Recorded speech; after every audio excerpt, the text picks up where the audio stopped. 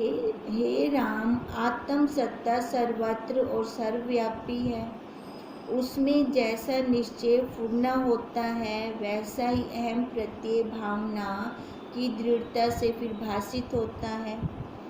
जिस पदार्थ का निरंतर दृढ़ अभ्यास होता है वह अभ्यास शरीर त्याग करने पर भी धारणा रूप हो जाता है, पर आत्म सत्ता ज्ञान मात्र है, वो वैसे की वैसी रहेगी, उसको कोई फर्क नहीं है ना। ये दृढ़ता हमें करनी है।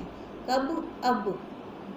अब इस शरीर में रहकर हमें ये दृढ़ता करनी है। और केवल अद्वैत संबित सब का अपना रूप है।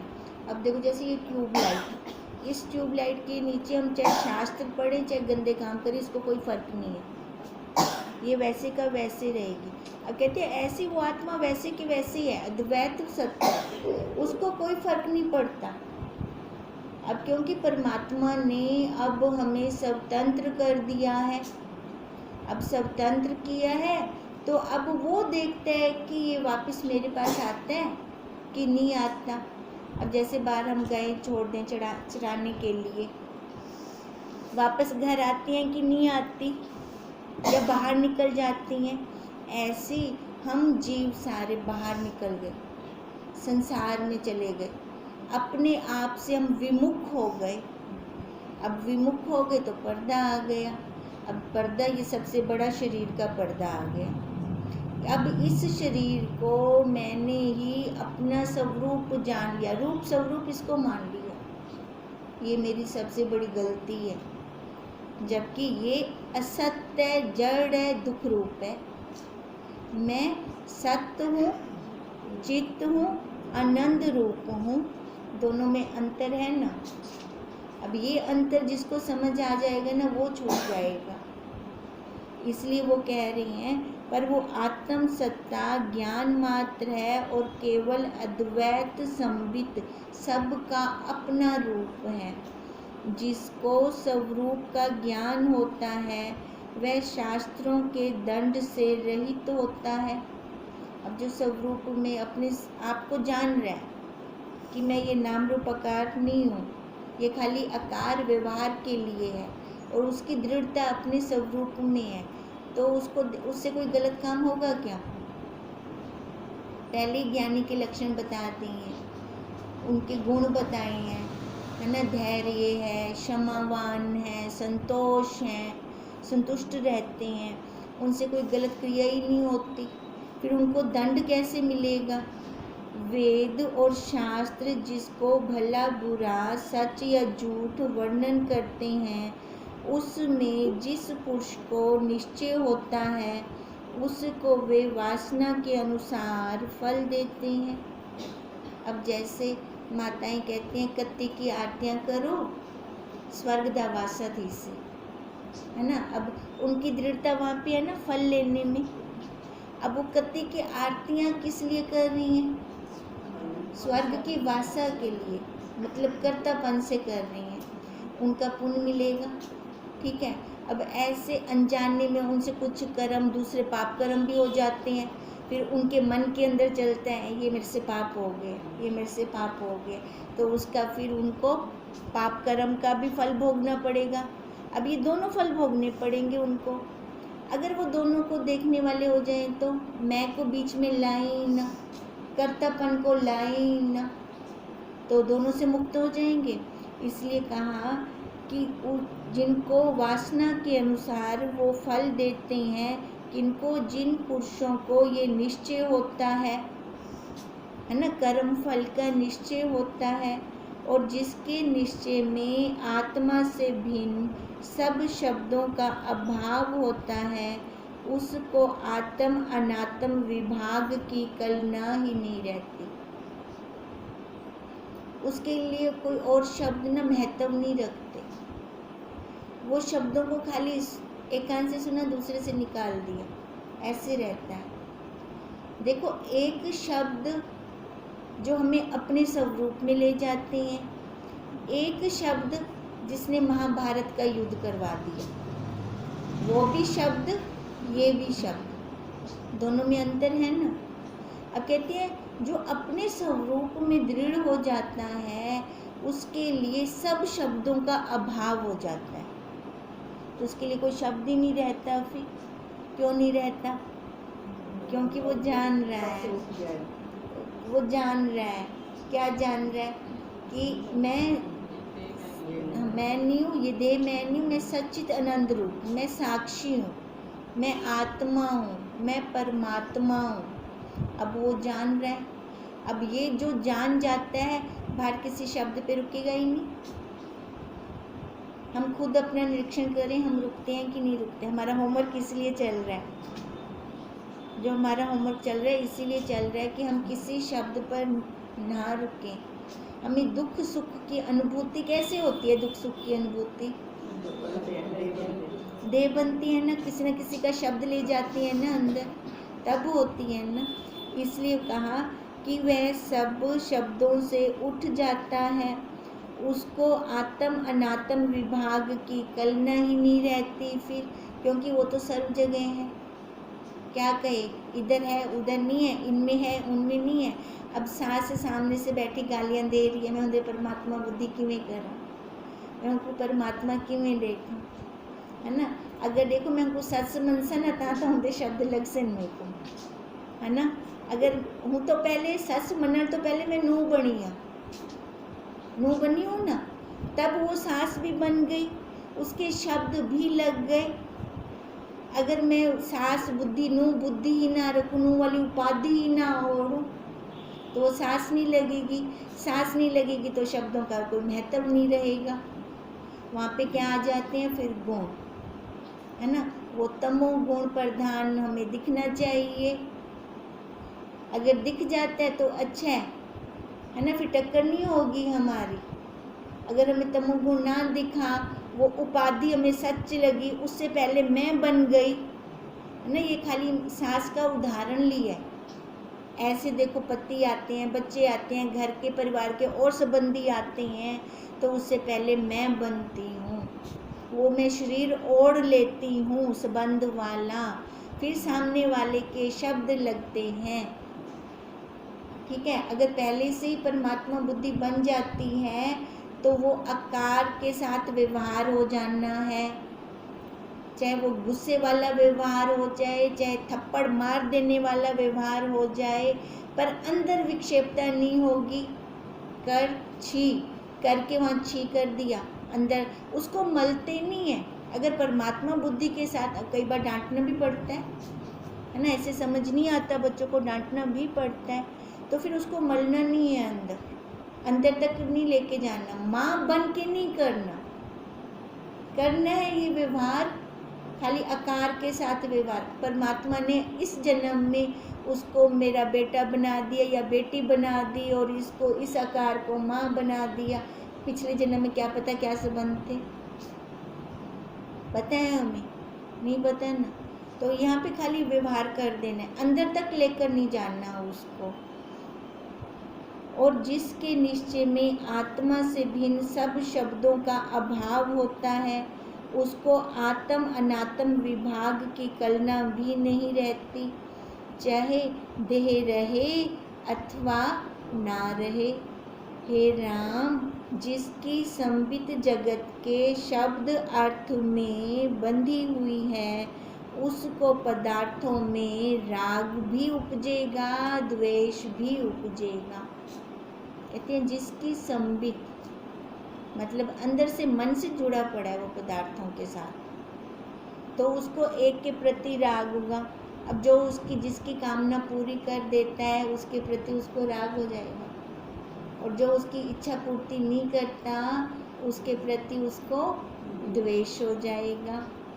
जैसे सुषुप्ति में भी आत्म सत्ता है पर अभाव की तरह स्थित है। जब हमें घोर निद्रा आती है ना, मच्छर काट रहा है या पैर पे चूहा भी काट जाएगा, हमें उस टाइम कुछ नहीं भान होगा, जब घोर निद्रा सुषुप्ति वाली नींद आती है। पर जब जैसे धीरे धीरे जागृत अवस्था में आते हैं, पैर में दर्द हो रहा है, क्यों हो रहा है?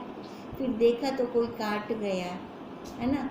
अभी किस उस टाइम भी तो वो था पर हमें पता नहीं। अब जन्मा रहे हैं ना, जब जागृत अवस्था में आ गए हम, हमें जन्माया उसने, कहते हैं वो हमें जन्माता है पर अभाव की तरह स्थित था तो सही ना सुषुप्ति अवस्था में भी। ऐसा तो नहीं था कि मुर्दा हो गए, डेड हो गए। उसने जन्माया ना बाद में, पर कैसे जन्माया? या फिर ऐसे भी जन्माता है कि आज तक नींद बहुत अच्छी आ गई, एकदम थकान उतर गई, ऐसे भी जन्माता है हमें। तो ये था ना उस काल के अंदर, उस सुषुप्ति वाले काल के अंदर था, तभी उसने हमें बाद में जन्मा दिया। जैसे ही अंतःकरण सीधा हुआ, मन बुद्धि आ गए, तो उसने हमें जन्मा दिया। जैसे सुषुप्ति में भी आत्म सत्ता है पर अभाव की तरह स्थित है, वैसे ही नास्तिकवादी भी अपने जड़ स्वरूप को देखते हैं, क्योंकि उनको जड़ शून्यता का ही अभ्यास है। कह रहे ज्ञानी और अज्ञानी दोनों के अंदर मैं हूँ। अज्ञान काल में भी, ज्ञान काल में भी। पर ज्ञानी मेरे को पहचान जाता है और अज्ञानी मेरे को पहचानता नहीं। वो क्या कहता है, मैं कर रहा हूँ, जबकि कर मेरी सत्ता से रहा है। अगर खुद कर सकता होता तो एक मुर्दा भी कर लेता। मुर्दे को कैसे हम बर्फ़ पे सुला देते हैं, या कैसे उसको अग्नि, शरीर को अग्नि लगा देते हैं, कुछ नहीं बोलता। अभी थोड़ी उंगली पे एक सेक तो लग जाए, गरम तवा तो लग जाए, कैसे वो अंदर से जन्मा देता है, कैसे फटाफट हाथ को पीछे करवा देता है। कहते हैं ऐसे में ज्ञानी और अज्ञानी दोनों के अंदर हूँ। पर जो अज्ञानी है ना, उसको अभ्यास है किसका? संसार का। वो मेरे को नहीं जान सकता। छिपा हूँ योग माया से, सबों को दिखता नहीं। वो माया जो आई पड़ी है, वो दिखेगा कैसे सबों को? ज्ञानी को दिख जाता है, क्योंकि उसने माया का पार कर लिया। और जो अज्ञानी है, वो माया का पार ही नहीं पा सकता, माया को हटा ही नहीं सकता। मन के लेखे करता है वो, जितने भी कर्म करता है वो मन के कहे। आज मेरे मन में आ रहा है, आज मैं हलवा बना लूँ, बारिश हो रही है पकौड़े बना लो, मन के लेखे से किया है ना। जो ज्ञानी होता है मन के लेखे से नहीं चलता। उसको मिल भी जाता है तो भी वाह वाह, नहीं मिलता तो भी वाह वाह, उसके मन के अंदर क्लेश नहीं होता। पर अज्ञानी के मन के अंदर क्लेश रहता है, क्योंकि उनको जड़ शून्यता का ही अभ्यास होता है। किनको? नास्तिकवादी को। और उसी से उनकी संबित दृश्य सुख से बंधी हुई है जो अज्ञानी है। इससे उनका जगत भरम नहीं मिटता। मिटेगा भी कैसे? अपने स्वरूप का तो उन्होंने देखा ही नहीं।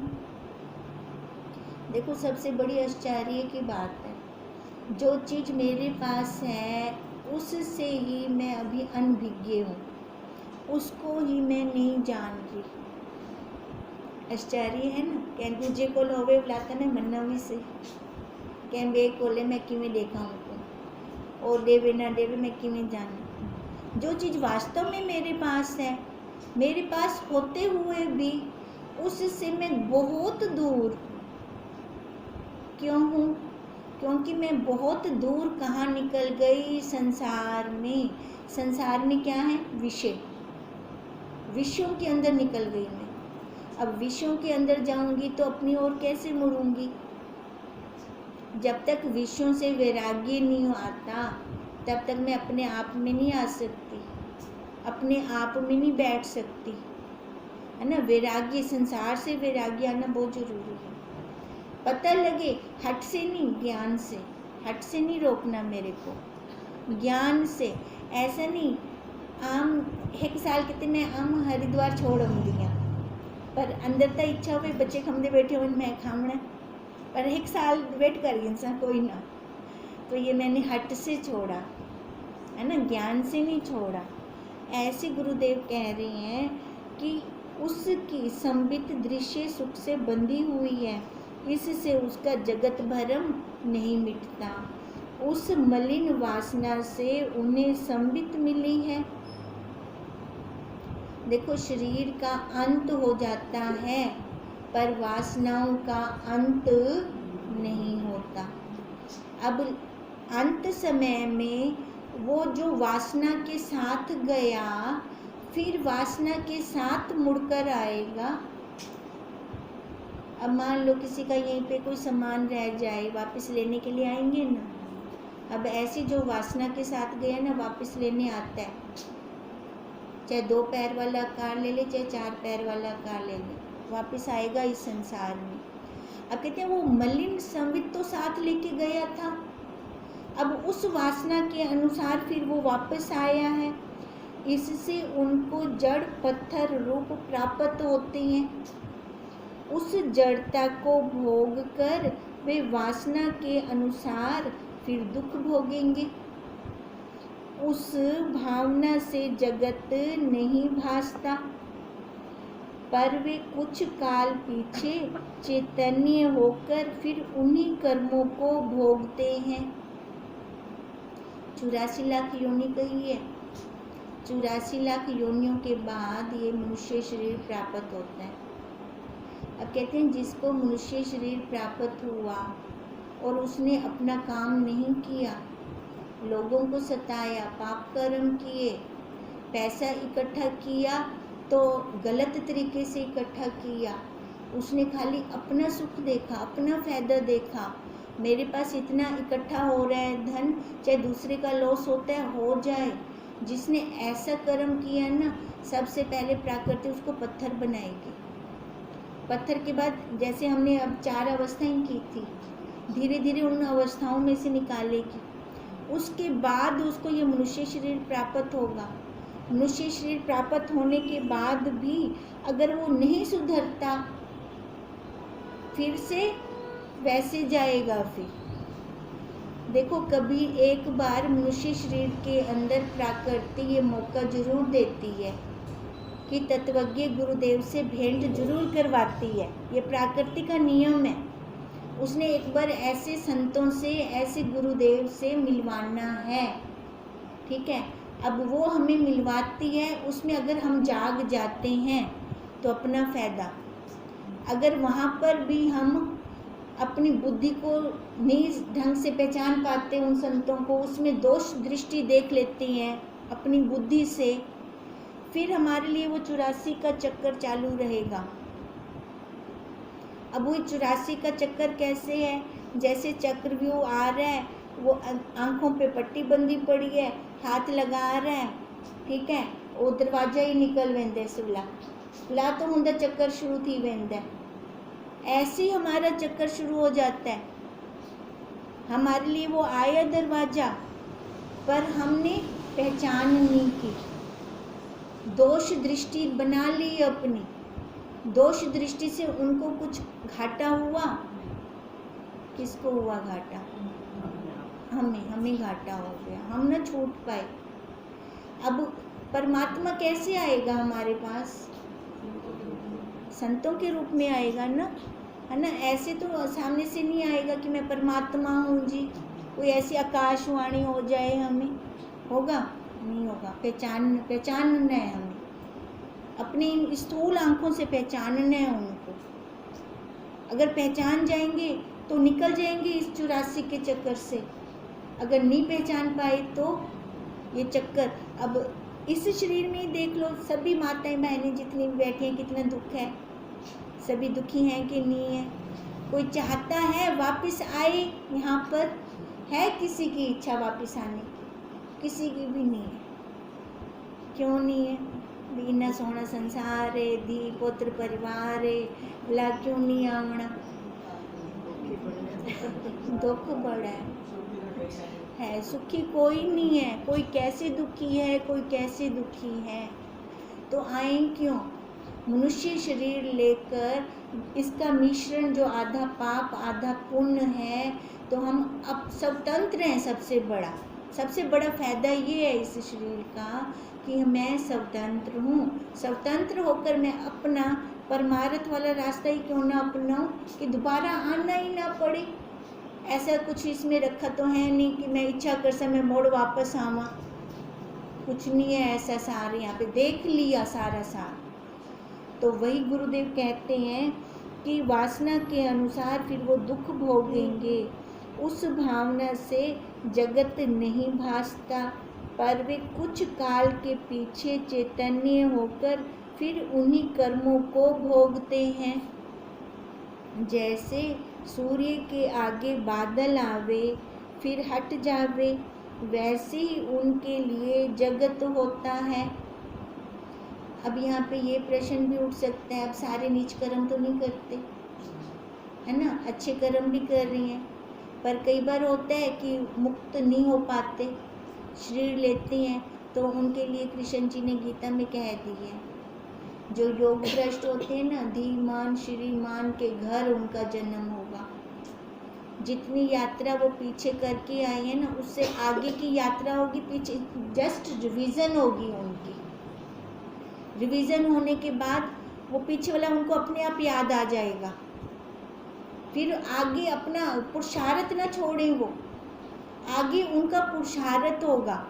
पुरुषार्थ होने के बाद वो आगे अगर चल पड़ते हैं मुक्त हो जाएंगे, है ना। पर जो संसार वाली विद्या है ना, ए फॉर एप्पल, ये हर जन्म में शुरू से करनी पड़ेगी, पर ये वाली विद्या हमें शुरू से नहीं करनी पड़ेगी। ये वाली विद्या मैं जितनी अब कर रही हूँ ना, मेरा तो लास्ट जन्म है मैं कह रही हूँ, ठीक है। बाकी जहाँ ये छूट जाएगी ना, अगो उड़ो तो मिल से उला, है ना, पीछे वाली थोड़ी रिवीजन करनी पड़ेगी, सारी अपने आप याद आती जाएगी, अपने आप याद आती जाएगी। ये प्रकृति ने कितना खुला हमें दिया है ना, हमारे लिए कितना खुला कर दिया प्रकृति ने भी। हम छोड़े ना इस विद्या को, हम पीछे वाली संसार वाली विद्या, देखो डॉक्टर बनते हैं रात रात भर जागते हैं, वकील बनते हैं रात रात भर जागते हैं, बोला भी अगली जन्म में कहना मुझसे हो, और खाली ही जन्म तक रहे वैसे। पर ये वाली विद्या ये हमारे साथ अगले जन्म तक भी,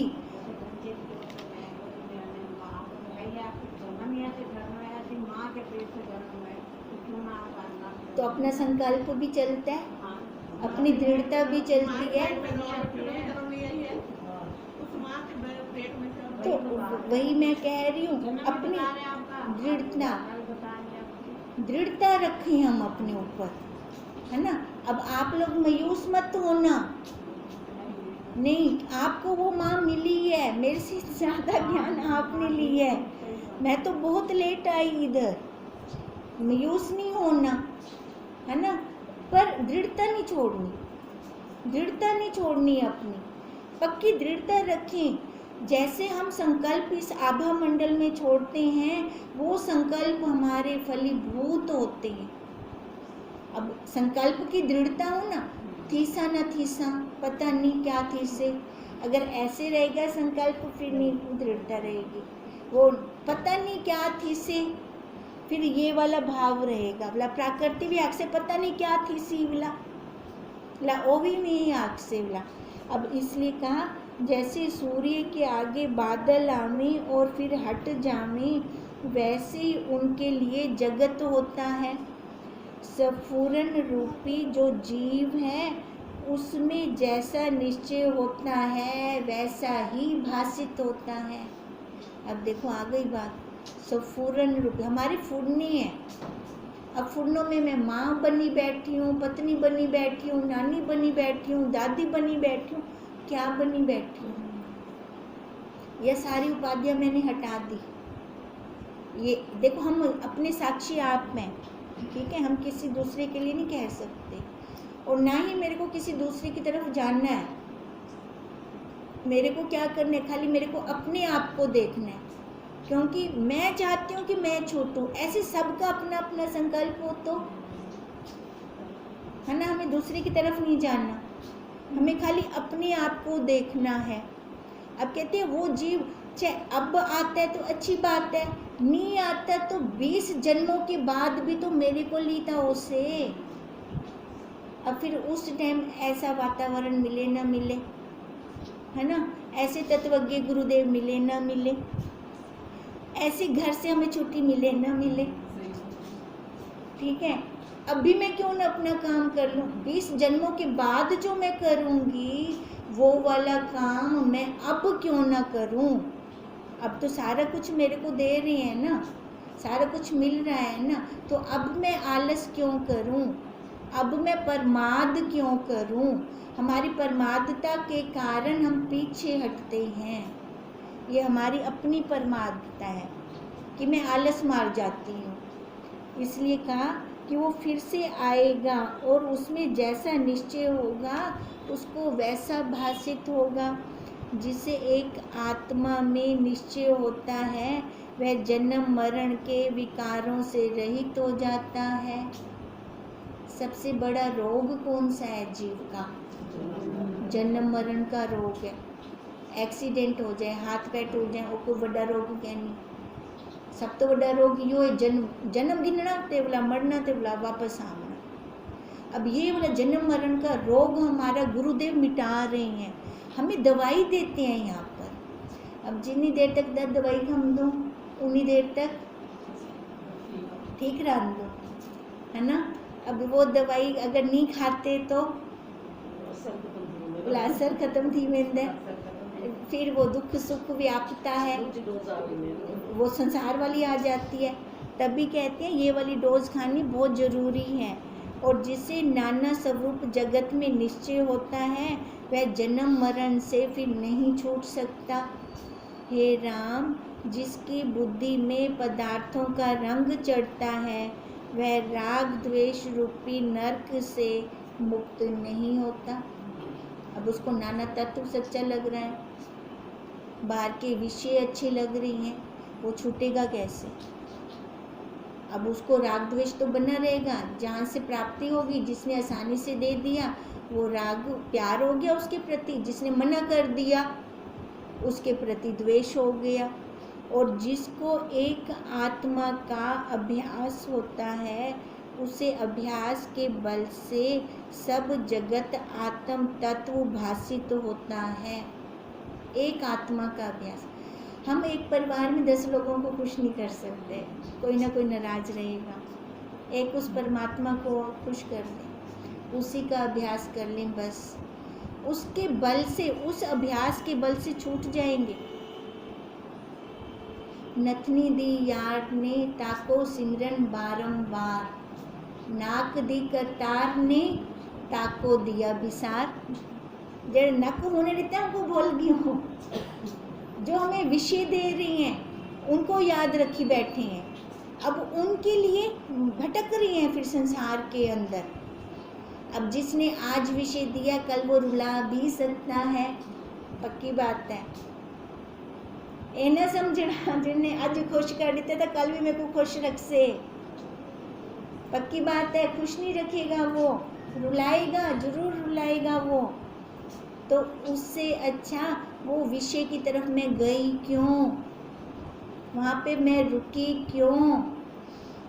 एक अपने परमात्मा की तरफ ही चली जाती तो देखो बेड़ा पार हो जाता मेरा। अभी भी देर नहीं हुई, जब जागो तब सवेरा, अभी भी देर नहीं हुई, है ना। अगर उसी की तरफ खाली एक के साथ यारी कर लें, सारी यारियाँ फीकी हो जाएंगी, फिर बाहर से कुछ अच्छा नहीं लगता। जिसको एक आत्मा का अभ्यास होता है उसे अभ्यास के बल से सब जगत आत्म तत्व भासित होता है और वह राग द्वेष से मुक्त होता है।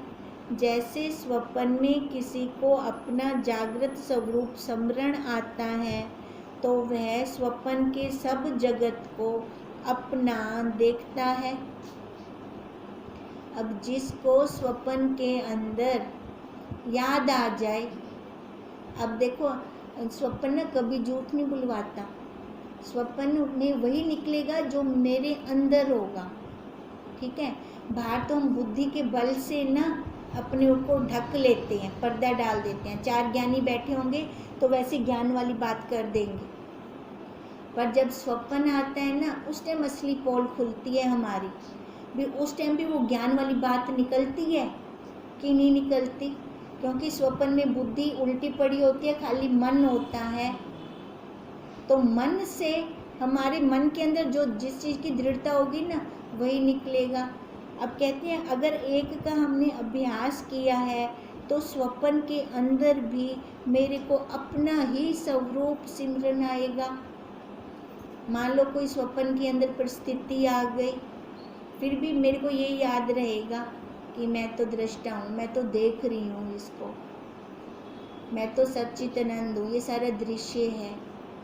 अगर ये दृढ़ता जागृत में करूँगी तभी स्वप्न में निकलेगा। अगर जागृत में मैं बुद्धि से कर रही हूँ, स्वप्न में नहीं निकलेगा। स्वप्न में मिल जाऊंगी उस दुख के साथ, हाय तौबा कर रही होंगी। तो वह स्वप्न के सब जगत को अपना देखता है। वैसे ही जिसको आत्मज्ञान होता है उसको सब जगत अपना रूप ही दिखता है। दृढ़ता, ये दृढ़ता हम कब करेंगे? अभी जागृत अवस्था में, स्वप्न अवस्था में नहीं कर सकते, सुषुप्ति अवस्था में नहीं कर सकते। ये संस्कार हम जागृत अवस्था में डालेंगे। जागृत अवस्था में जो संस्कार डालेंगे ना, जिनकी बलिहारी होगी, वही आगे निकलेंगे। अगर अब मैं कहती हूँ कि मैं ब्रह्म हूँ, है ना, ऐसा स्वभाव बनता है मेरा, तो सामने भी सारा ब्रह्म ही दिखेगा। उनके गुण चलेंगे आगे, पर रुकेंगे नहीं हम कहीं पर भी। गुण तो चल रहे हैं ना सबके, सत्य रज तम, किसी में कोई गुण ज़्यादा है, किसी के अंदर कोई गुण ज़्यादा है। सर्वदा आत्म सत्ता अनुभव रूप जागृत ज्योति है। जिसको ऐसी आत्म सत्ता में नास्ति की भावना होती है, वह कीट गड्ढे में कीट होता है, पाषाण वृक्ष पर्वत आदि स्थावर योनियों को प्राप्त होता है। अब कहते हैं जो ज्योति हमेशा अपने अंदर चल रही है, जग रही है, उसको तो ना देखा, ना देख कर क्या देखा? बाहर संसार की चमक, वो वाली चमक देखी, वो चमक ज़्यादा लगी, अब वो वाली असली चमक नहीं है। तो कहते हैं जो बाहर की चमक को देखते हैं ना, अपनी असली चमक को छोड़कर वो कीट पतंग बनेगा, फिर आके उस खाई में आके गिरेगा। अब वहाँ से निकालेगा कौन? अब देखो, अब जैसे अब पशुओं को कोई अधिकार नहीं है कि वो अंदर आके बैठ सकें, है, उनको आएंगे भी तो हम बाहर निकाल देंगे उनको कोई अधिकार नहीं है। पहले भोग योनि से भोगेंगे, उनका चक्र चलेगा, उसके बाद जब मनुष्य योनि में आएंगे ना, फिर उनको अधिकार होगा यहाँ बैठने का। तब तक तो वो भोगेंगे, कितना भोग भोगेंगे।